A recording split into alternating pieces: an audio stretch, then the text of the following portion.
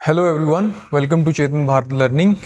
In today's video, we will cover two themes of international relations for the PCS exam.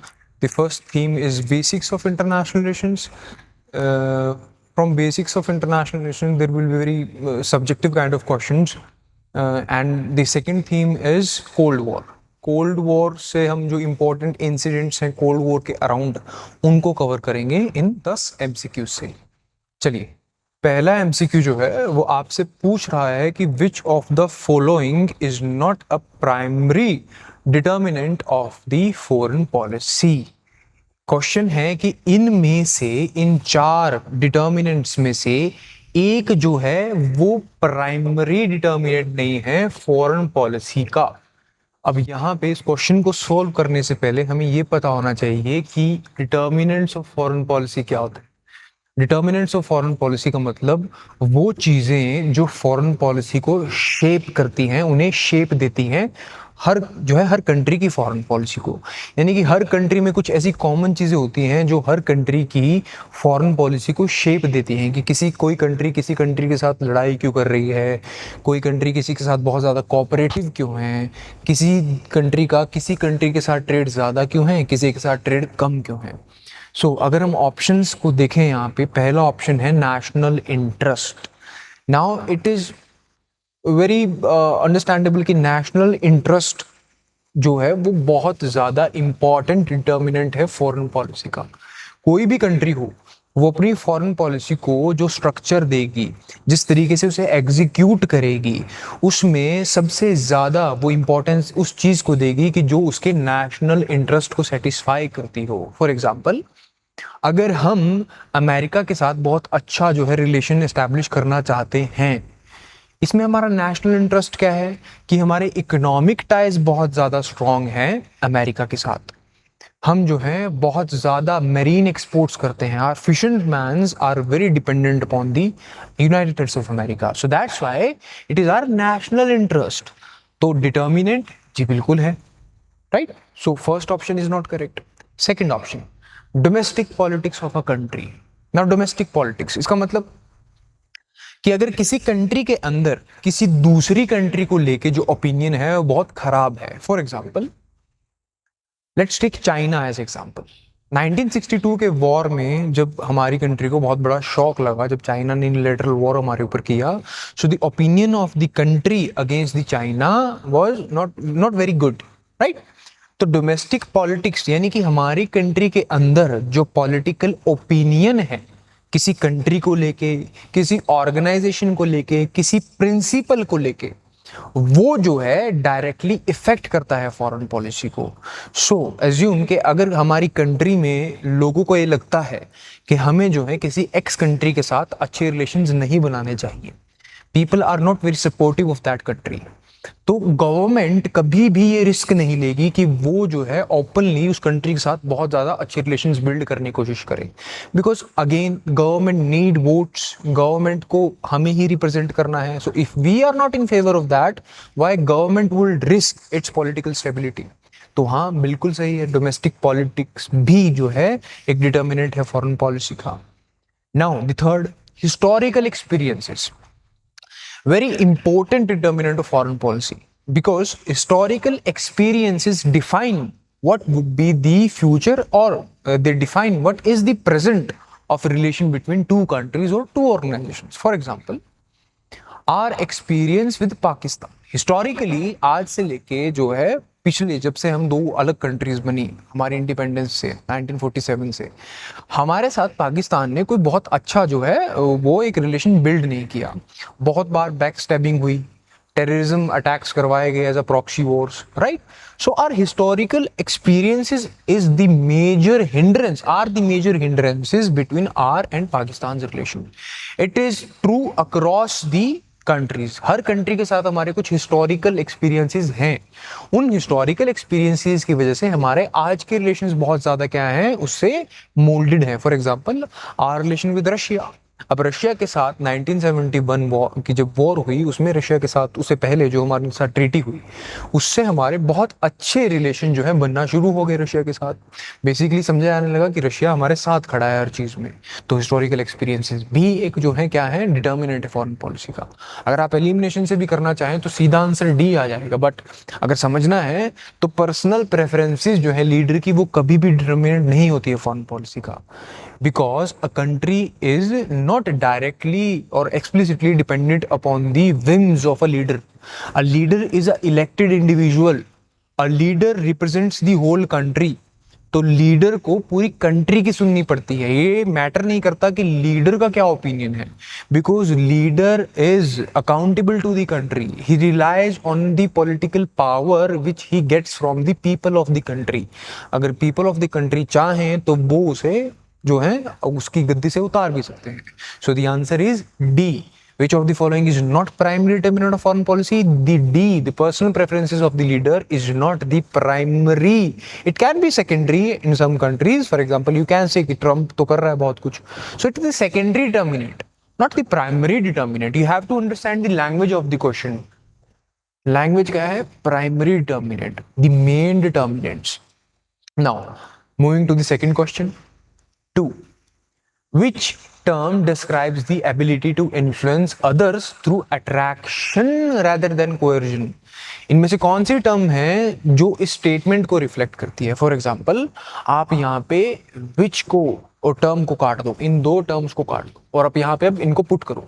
Hard power describes the ability to influence others through attraction rather than coercion. Now this statement is false. Because अगर ये वैसा वर्सा होता तो शायद ये hard power की सही statement बनती। Hard power is something which attracts और compels the country by via coercion. जब आप फोर्स को यूज करते हो, हार्ड फोर्स हो, it can be monetary, it can be military, दोनों तरफ से हो सकता है। आपने सैंक्शंस लगा दी किसी के ऊपर, उनको मजबूर कर दिया नी डाउन करने के लिए। आपने किसी के ऊपर जो है मिलिट्री थ्रेट का यूज करा, उसको जो है बो डाउन करने के लिए। This is example of hard power. So this is not true. अगर यहाँ पे हार्ड पावर ट्रू नहीं है तो अगर आप ध्यान से देखें तो इकोनॉमिक पावर और मिलिट्री पावर ये दोनों हार्ड पावर के एग्जांपल्स हैं, तो ये दोनों भी कट गए। एलिमिनेशन से आप किस पे पहुंचे? सॉफ्ट पावर पे। Soft power, a concept given by Joseph nice. Joseph nice ने कहा था कि सॉफ्ट पावर क्या है? एक कंट्री की एबिलिटी कि जिससे वो दूसरे कंट्री के बिहेवियर्स को चेंज करे, लेकिन उसमें वो कंट्री जो चेंज कर रही है वो पावर का, एज सच हार्ड पावर का यूज ना करे, कोएर्जन का यूज ना करे। वो किसका यूज करे? सॉफ्ट पावर का। अट्रैक्शन मीन्स अपने कल्चर का यूज करे, अपने हिस्ट्री का यूज करे, अपने ट्रेडिशंस का यूज करे, राइट? अपने जैसे कि gastro diplomacy. Now gastro diplomacy is what? Gastro diplomacy हम कहते हैं कि जब कोई भी कंट्री अपने क्यूजीन से जो है अपनी सॉफ्ट पावर को एक्सटेंड करता है, कि Indian cuisine, let's say butter chicken, let's say Italian cuisine, let's say pastas. So ये क्या है? ये क्यूजीन्स को फेमस करना पूरे वर्ल्ड में, थाई फूड को फेमस करना, कोरियन फूड को फेमस करना। This is known as gastro diplomacy. So it is the example of what? Soft power. So answer is B, soft power, right? Moving to the next question. The question is from Cold War period. Which doctrine was introduced by the President Harry S. Truman to contain communism? इनमें से कौन सी doctrine है जिसका purpose था communism को contain करना? अगर आप इसको ध्यान से पढ़ें तो आप नाम पढ़ के भी जो है आंसर निकाल सकते हैं। जैसे कि वो डॉक्ट्रिन जो हैरी एस ट्रूमन, जो यूनाइटेड स्टेट्स ऑफ अमेरिका के प्रेसिडेंट थे, उन्होंने इंट्रोड्यूस करी थी। तो यहाँ पे एक ही डॉक्ट्रिन है जो ट्रूमन, जहाँ पे कॉमन है, वो है ट्रूमन डॉक्ट्रिन। ट्रूमन डॉक्ट्रिन का पर्पस था कि बाय इकोनॉमिक मेजर्स और बाय मिलिट्री मेजर्स किसी भी तरीके से हमें क्या करना है? कम्युनिज्म के स्प्रेड को रोकना है। ये पर्पस था ट्रूमन डॉक्ट्रिन का। So answer is B, right? Now fourth, what was the primary purpose of the Marshall plan? Marshall plan का प्राइमरी पर्पस क्या था? अगेन आपको यहाँ पे देखिए, इन वर्ड्स को आपको ध्यान से देखना पड़ेगा। आपको कहीं कॉन्फिडेंस ये ना हो कि आपको पता है मार्शल प्लान क्या था और आप जल्दी जल्दी में स्टेटमेंट पढ़ते हैं। You have to observe this word, क्योंकि इसको एग्जामिनर ने जानबूझ के डाला है क्वेश्चन के अंदर, तो कोई पर्पज है इसका। क्या लिखा है? What was the primary purpose of the Marshall doctrine? Primary purpose क्या है मार्शल डॉक्ट्रिन का? First, to promote the military alliances in Europe. It was not the purpose of Marshall Plan. Marshall Plan का purpose क्या था? Europe की economy को strong करना, Europe की इकोनॉमी को स्ट्रॉन्ग करना, जो वर्ल्ड वॉर के बाद, वर्ल्ड वॉर 2 के बाद बहुत ज्यादा जिसको सीवियर डैमेज हुआ था। कैसे स्ट्रॉन्ग करना? उन्हें लोन्स देना, उन्हें ग्रांट्स देना, ताकि अमेरिका का एक इकोनॉमिक इन्फ्लुएंस इंक्रीज हो पूरे यूरोप के ऊपर। अब अगर मार्शल प्लान हमें पता है, तो अगर हम इन स्टेटमेंट्स को देखें, statement to establish nuclear arm race, नहीं, ये नहीं था। टू सपोर्ट कम्युनिस्ट रिजीम्स, ये आप बिल्कुल ही खत्म कर सकते हैं, क्योंकि कोई भी western country, let's say United States of America, ये क्यों चाहेगा कि कम्युनिज्म स्प्रेड हो? तो ये तो आप सीधा रिजेक्ट कर सकते हैं। The answer is it very simple question कि to provide economic aid to rebuild European economies after world war 2, right? Moving to the next question, which event marked the first major armed conflict of the Cold War? Cold war का पहला armed conflict कौन सा था? अब ये 4 जो है incidences आपके सामने हैं। अगर आप ध्यान से देखें, यहाँ पे लिखा है Korean war, Vietnam war, Cuban missile crisis, and the fourth which you can easily eliminate is Berlin airlift. Berlin airlift कोई वॉर नहीं था, राइट? तो इसे तो हम सीधा हटा देंगे यहां से, ठीक है। इसके बाद हमारे पास 3 जो है चीजें बची। अब 3 में से हम क्यूबन मिसाइल क्राइसिस को भी हटा सकते हैं, क्योंकि अगेन क्यूबन मिसाइल क्राइसिस कोई आर्म्ड कॉन्फ्लिक्ट में टर्न नहीं हुआ था। क्यूबन मिसाइल क्राइसिस क्या था? एक इंटेंस जो है माहौल क्रिएट हो गया था कि यूएस और यूएसएसआर दोनों लड़ने ही वाले थे, लेकिन वो लड़े नहीं थे डायरेक्टली, तो ये भी आर्म्ड कॉन्फ्लिक्ट नहीं था। 2 हट गए, आपके पास 2 हैं यहाँ पे, कोरियन वॉर और वियतनाम वॉर। यहाँ पे क्रोनोलॉजी का खेल है सारा। अगर आपको क्रोनोलॉजी रिमेंबर है, याद है, तो आप जो इसको इजीली कर लेंगे। तो क्रोनोलॉजी क्या कहती है कि कोरियन वॉर शुरू हुआ 1950 में और खत्म हुआ 1953 में, और वियतनाम वॉर शुरू हुआ 1955 में और खत्म हुआ 1975 में। सो अब यहाँ पे सिंपली हम देख पा रहे हैं कि 1950 में जो है कोरियन वॉर शुरू हुआ था। So the first major armed conflict of the Cold War was the Korean war, where US and the allied powers supported South Korea, democratic government of South Korea, and USSR and China supported the North Korea to expand the communist regime. तो पहला armed conflict कौन सा था? A, Korean war, right? 6th, what was the significance of Berlin Wall erected in 1961? Berlin wall का significance क्या है? Berlin wall थी क्या, हमें ये पता होना चाहिए। बर्लिन वॉल एक ब्रिक एंड मोर्टार, एक कंक्रीट की बनाई हुई एक दीवार थी, एक फिजिकल वॉल थी जो इरेक्ट करी गई थी बर्लिन के बीच में। एक बीच शहर में एक शहर के 2 टुकड़े कर दिए गए थे। ईस्ट बर्लिन जहां पे सोवियत यूनियन का कंट्रोल था, और वेस्ट बर्लिन जहां पे वेस्टर्न कंट्रीज का जो है कंट्रोल था, दी फ्रांस, यूके एंड अमेरिका। तो इन दोनों को सेपरेट करने के लिए क्या बनाई गई थी? बर्लिन वॉल बनाई गई थी, राइट? इसका पर्पस क्या था कि जो ईस्ट बर्लिन के अंदर जो लोग रहते हैं वो इन्फ्लुएंस ना हो वेस्ट बर्लिन से और वहां माइग्रेट ना करें। इसके लिए जो है बर्लिन वॉल को इरेक्ट किया गया था, राइट? अब इनमें से क्या सिग्निफिकेंस है? It mark the end of world war? No, 1961 में उसे इरेक्ट किया गया था। यहाँ पे फॉल नहीं लिखा हुआ, इरेक्ट लिखा हुआ है। अगर हमें सिंपल सा पता है कि कोल्ड वॉर का टाइम पीरियड जो है वो 1991 तक एक्सटेंड करा है, तो ये तो हमारी पहली गलत हो जाएगी, 1961। No, it is not.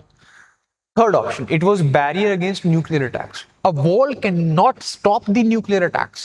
If it is possible, तो जापान चारों तरफ जो है न्यूक्लियर वॉल्स बना लेता अपने जो है चारों तरफ, और न्यूक्लियर अटैक ना हो पाता। तो ये बहुत एब्सर्ड है, इसको आप सीधा रिजेक्ट कर सकते हो। It facilitated trade between East and West Berlin. अगर आपको पता है कि कोल्ड वॉर में ईस्ट और वेस्ट बर्लिन के अंदर दोनों सेपरेट रिजीम्स जो है कंट्रोल करके रखे हुए थे, तो ये पॉसिबल ही नहीं है, तो अगेन ये गलत हो जाएगा। आराम से एलिमिनेशन से इसका आंसर निकल रहा है क्या? B. It symbolize what? The division between communist East and capitalist West, right? चलिए, the answer was B. Seventh, what was the outcome of Cuban missile crisis in 1962? देखिए क्यूबन मिसाइल क्राइसिस क्या हुआ कि Cuba के अंदर जो है USSR ने मिसाइल्स डिप्लॉय करने की बात शुरू करी। जब अमेरिका को पता लगा कि यूएसएसआर जो है क्यूबा में मिसाइल डिप्लॉय कर रहा है, क्योंकि Cuba United States of America के ज्योग्राफिकल प्रॉक्सिमिटी में है बहुत ज्यादा, एक कैरेबियन कंट्री है, right. Now America was worried कि अगर इसने क्यूबा में मिसाइल डिप्लॉय कर दी तो ये है, इसके लिए क्या है, इसके लिए अमेरिका बहुत ज़्यादा एक प्रॉक्सिमेट टारगेट बन जाएगा कभी भी अटैक करने के लिए। America never wanted this, America को कभी भी ये पसंद नहीं था। रशिया, यूएसएसआर ने क्यों किया था, क्योंकि तुर्की में जो है क्या थी, मिसाइल्स अमेरिका ने डिप्लॉय कर रखी थी। अमेरिका ने अपने जुपिटर मिसाइल्स को तुर्की में जो है डिप्लॉय कर रखा था। वो भी न्यूक्लियर कैपेबल मिसाइल्स थी, उनके ऊपर न्यूक्लियर वॉरहेड लगा के जो है अटैक किया जा सकता था। So USSR was also worried. USSR ने क्यूबा में जब डिप्लॉय करने की बात करी, सो अमेरिका ने कहा कि आप यहाँ नहीं कर सकते। अमेरिका ने क्यूबा का ब्लॉकेड कर दिया। उस क्यूबा ब्लॉकेड की वजह से एक जो है सिनेरियो ऐसा क्रिएट हुआ कि दोनों countries on the verge of nuclear war they were standing against each other. उस चीज को कम करने के लिए फिर क्या हुआ, दोनों के बीच में टॉक्स हुई। दोनों के बीच में टॉक से हुआ क्या कि हम जो है दोनों क्या करते हैं, विड्रॉ कर लेते हैं अपनी अपनी मिसाइल्स को। So look at the options. Nuclear war broke out, no, this is absolutely false. Second, the US agreed to remove missiles from Turkey, right? The Soviet Union withdrew its missile from Cuba, right? It happened. तो इसका answer क्या होगा, D देखिए, both B and सी, दोनों B और सी। ये तो इसका आंसर क्या है, डी है इसका आंसर, राइट। चलिए, eighth, which alliance was formed in response to NATO? NATO क्या था, नाटो वेस्ट का एक आर्म्ड अलायंस था बर्लिन एयरलिफ्ट के बाद। Now European countries are worried कि यूएसएसआर अगर ईस्टर्न यूरोप में एक्सपैंड कर सकता है तो वो जो है वेस्टर्न यूरोप में क्यों नहीं एक्सपैंड कर सकता। May be Joseph Stalin who earlier supported the Hitler, Adolf Hitler, what will stop him to again exercise his expansionist vision upon the Europe? Europe के पास इतनी पावर थी नहीं कि वो जो है मिलिटरली लड़ पाए अब यूएसएसआर से। तो यूरोप ने अमेरिका से मदद ली और अमेरिका और यूरोप ने मिलकर एक अलायंस बनाया जिसके चार्टर में आर्टिकल 5 में लिखा था कि अगर एक के ऊपर अटैक हुआ तो वो सब के ऊपर अटैक कंसीडर किया जाएगा। उस ऑर्गेनाइजेशन का नाम था North Atlantic Treaty Organisation, NATO. इसके अगेंस्ट जो है अब वेस्ट ने अगर कोई ऑर्गेनाइजेशन बना दी तो भाई यूएसएसआर भी कोई ऑर्गेनाइजेशन बनाएगा। यूएसएसआर ने इसके अगेंस्ट जो ऑर्गेनाइजेशन बनाई उसका नाम था वॉर्सो पैक्ट। 1955 में ये ऑर्गेनाइजेशन बनी थी, Warsaw Pact. So the right answer is Warsaw Pact. Clear, B. Ninth, what was the Operation Rolling Thunder? Again, in the context of Cold War and subtopic क्या है, वियतनाम वॉर के context में question है। What was the Operation Rolling Thunder? Operation Rolling Thunder क्या था? During the Vietnam War, America was unable to to subsidize the guerrilla fighters of Vietnam forces. वो उनको जो है कंट्रोल करने में बहुत ज़्यादा फेल कर रही थी, because geography of Vietnam was composed of so dense forest के जो यूएस की फोर्सेस हैं उन्हें उनको टैकल करने में बहुत ज़्यादा डिफिकल्टीज हो रही थी। एक ट्री की कैनोपीज क्या करती थी, एक शेडो क्रिएट कर लेती थी जिससे उन्हें जो है ग्राउंड मूवमेंट्स दिखती नहीं थी। सो व्हाट दे स्टार्टेड, उन्होंने जो है पूरे जंगल को जहर देना शुरू कर दिया। How, bye spraying the chemicals. पूरे जंगल के ऊपर केमिकल स्प्रे करते सारा जो एनवायरनमेंट है वहां का वो टॉक्सिक हो जाता। Now, if gorilla fighters want to eat some fruit, they want to drink some water, so they are indirectly consuming that harmful toxic herbicide or pesticide, and by consuming that herbicide or pesticide, ultimately उनकी death हो जाती थी। So this was the Operation Rolling Thunder. This was not the Operation Rolling Thunder. Operation Rolling Thunder was the bombardment. अब जंगल में एक तो तरीका था कि उसको जो है टॉक्सिक कर देना सारे माहौल को, दूसरा तरीका था कि आप जंगल के अंदर ब्लंटली जो है बॉम्ब्स ड्रॉप करते रहो। बॉम्ब्स ड्रॉप करने का मतलब क्या है, ऊपर से जहाज जा रहा है और वो नीचे जो है एक्सेसिव बोम्बार्डमेंट करे जा रहा है।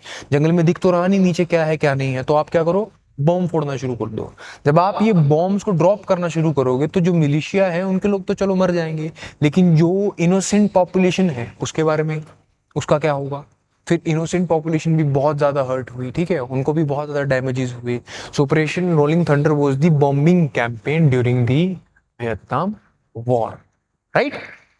चलिए, now the last question is, what did Gorbachev policies of glasnost and perestroika aims to achieve? Glasnost और पेरेस्ट्रोइका जो पॉलिसीज हैं, जो मिखाइल गोर्बाचेव, जो आखिरी लीडर थे यूएसएसआर के, जिनको कहा जाता है कि उन्होंने यूएसएसआर को खत्म कर दिया, क्योंकि उनके बाद जो है यूएसएसआर डिसॉल्व हो गया था, राइट? तो गोर्बाचेव दो पॉलिसीज ऐसी लेके आए 1984 के टाइम पे, जिनको माना जाता है कि उनका पर्पस था रशिया की इकोनॉमी और पॉलिटिकल सोसाइटी के अंदर एक फ्रीडम को इंट्रोड्यूस करना। ग्लासनोस्ट चाहता था कि पॉलिटिक्स में जो है एक काइंड ऑफ ट्रांसपेरेंसी है।